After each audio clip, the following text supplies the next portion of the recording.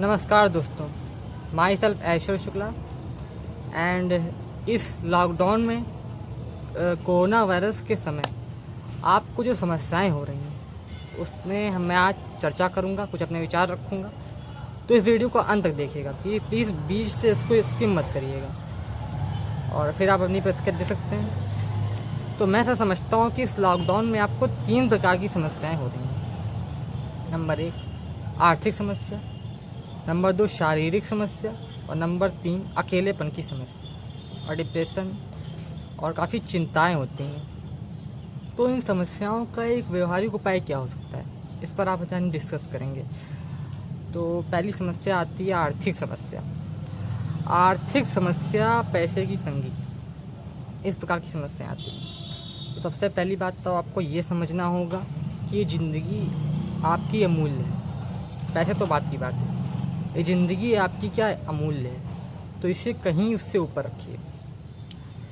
पैसा तो आता जाता रहता है, इसका कदापि मतलब ये भी नहीं है कि पैसे को मैं कम महत्व दे रहा हूँ।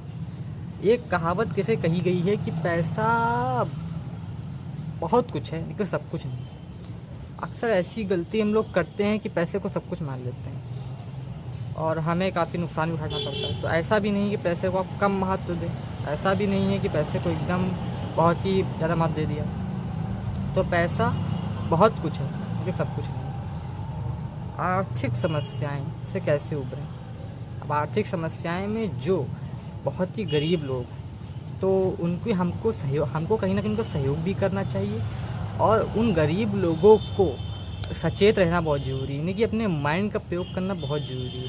यदि आप अपने माइंड का प्रयोग नहीं करेंगे तो कोई भी आपको क्या करेगा, परेशान और आपको मूर्ख बना देगा। एक गरीब जो लोग हैं उसको सरकारी योजनाओं के बारे में जानकारी होना बहुत ज़रूरी है। सरकार ऐसे गरीब लोग क्या क्या कर रही है, क्या क्या नहीं कर रही है। अगर ऐसा नहीं होता है तो उसे कोई भी भड़का सकता है, कोई भी उसे अपनी गिरफ्त में ले सकता है, उसका दुरुपयोग कर सकता है। तो अपना मूल्य जब तक वो नहीं समझेगा वो व्यक्ति, तब तक वो आगे नहीं बढ़ सकता। तो उस गरीब को अपना मूल्य समझना चाहिए। जैसा कि आजकल के हालात आप देख रहे हैं, तो इस समय आपको क्या करना है, कोई परिस्थिति हो आपको दिमाग से काम लेना है। ये याद रखिए कि अपनी समस्या का हल आप खुद निकाल सकते हैं, कोई दूसरा नहीं निकाल सकता। तो एक गरीब जो फैमिली है उसके विषय में कहना चाहूँगा, पूरे दिमाग से काम लें। नौकरी अगर छूट भी गई है तो पूरे दिमाग से काम लें। सरकारी योजनाओं पर सचेत रहें, हमारे लिए क्या हो सकता है क्या नहीं, इसका पूर्ण से आत्मचिंतन की प्रवृत्ति डालें। और एक मिडिल क्लास जो फैमिली है उसे तो घबराने की कोई ज़रूरत नहीं है। अगर आपकी नौकरी यदि संकट में है तो भी घबराने की कोई ज़रूरत नहीं। लोगों से अच्छा व्यवहार बनाइए, मिलजुल के रहिए, प्रेम से रहिए। और अगर आपकी नौकरी छूट गई है तो भी कोई घबराने की बात नहीं है। फ़िलहाल जैसे काम चल रहा है वैसे चलाते रहिए, जैसे जैसे हो रहा है जैसे चलिए। रिश्तेदारों से व्यवहार बनाइए और कहीं ना कहीं एक नई शुरुआत करने का प्रयास कीजिए। एक नया धंधा, नया उद्योग करने का प्रयास कीजिए। कोई नया बिजनेस स्टार्ट कर दीजिए, कोई ऑनलाइन चीज़ें आज तो ऑनलाइन इतना जब चल गया है तो कोई ऑनलाइन चीज़ें परचेज़ करिए, मतलब ऑनलाइन चीज़ों को सेल करिए। तो ये सब आप कर सकते हैं। और भी बहुत सारे उपाय इंटरनेट पे देखिए, तो और भी बहुत सारे उपाय हैं। फिर भी आप वो सब नहीं कर सकते तो छोटी दुकान तो खोल ही सकते हैं। तो मतलब कुछ ना कुछ तो आप कर ही सकते हैं। कोई कहता नहीं कोई धंधा छोटा नहीं होता। तो धीरे से शुरुआत करिए और लाइफ में आगे बढ़िए, ज़िंदगी को इस तरह से जीजिए। आर्थिक समस्याओं को आप इस तरीके से निपटा सकते हैं। अब आर्थिक समस्या के बाद शारीरिक समस्या आती है। अब आर्थिक समस्या यदि पैसे नहीं है तो सिंपल सी बात है, खाने पीने की समस्या होगी, पहनने की समस्या होगी। चलो पहनने की तो बात ही बात है, पहले तो खाने की समस्या ही बहुत बड़ी बात है। तो अगर 2 वक्त की रोटी इंसान को नहीं मिलती तो वो जी नहीं सकता। तो हमको इस पर बात करनी पड़ेगी शारीरिक समस्या क्या होती है। आर्थिक समस्या के बाद शारीरिक समस्याओं से कैसे उभरें। तो जो कभी कभी ऐसा भी होता है कि बहुत सारी समस्याएं आती हैं और हम परेशान हो जाते हैं। तो इसका सबसे बढ़िया उपाय है कि हम समस्याओं पे ना ध्यान दें कि सिर्फ समाधान पे ध्यान दें। तो कैसा लगेगा, यानी कि कोई घर की कोई वस्तु ख़राब हो गई है तो यदि हम ये सोचे जा रहे हैं कि एक ख़राब है तो क्या उससे ठीक हो जाएगी, नहीं होगी। तो हमको ये सोचना होगा कि ये सही कैसे होगी, हमें अपनी थिंकिंग को बदलनी होगी। और शारीरिक समस्याएं तो जानते हैं बहुत सारी होती हैं, कोई किसी के बुखार जुखार। तो शारीरिक समस्याओं से बस यही है कि आप जो चीज़ आपके बस में नहीं है उनको चुपचाप एक्सेप्ट कीजिए, आप उसमें धैर्य बनाए रखिए, पेशेंस बनाए रखिए, ये बहुत ज़रूरी है।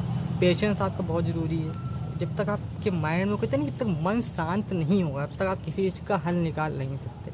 तो आपको मन को शांत करना भी बहुत ज़रूरी है। हम अक्सर समस्याओं में विचलित हो जाते हैं, विचलित के कारण और पास चले जाते हैं। पर अगर मन शांत होगा तो हम क्या करेंगे, धीरे धीरे उस समस्याओं का कोई ना कोई तो हल निकाल ही लेंगे।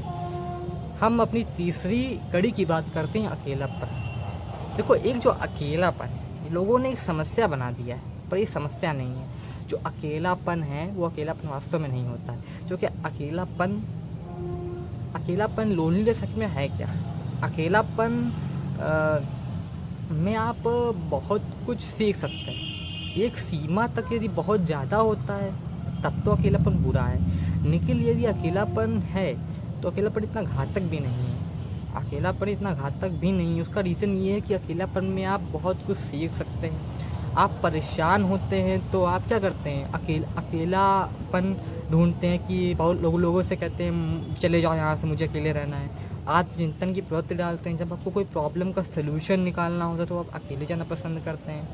आत्मचिंतन आप अकेले में ही कर सकते हैं। तो आप अकेले में ही, जैसे कोई किताबें पढ़ना तो भी आप एक अकेले कमरे में ही पढ़ना पसंद करेंगे। आपको एजुकेशन करना हो तो भी आप अकेले ही रहना पसंद करेंगे।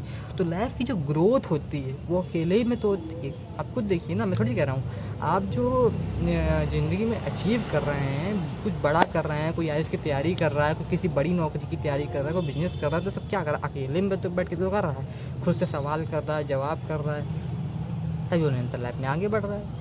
तो यदि लोगों के बीच उलझे रहेंगे, फंसे रहेंगे, तो क्या आप आगे बढ़ पाएंगे? नहीं बढ़ पाएंगे। तो अकेलापन एक हद से ऊपर ख़तरनाक हो सकता है। पर अकेलापन होना ही नहीं चाहिए, ये भी गलत है। तो अकेलापन ज़्यादा कोई समस्या भी नहीं है। लेकिन यदि आपको लगता है कि आप बहुत ज़्यादा परेशान हैं इन चीज़ों से, तो आप सलाह ले सकते हैं किसी डॉक्टर से, या मेडिटेशन कर सकते हैं, मन को शांत करने के उपाय कर सकते हैं। तो ये मेरा मत है।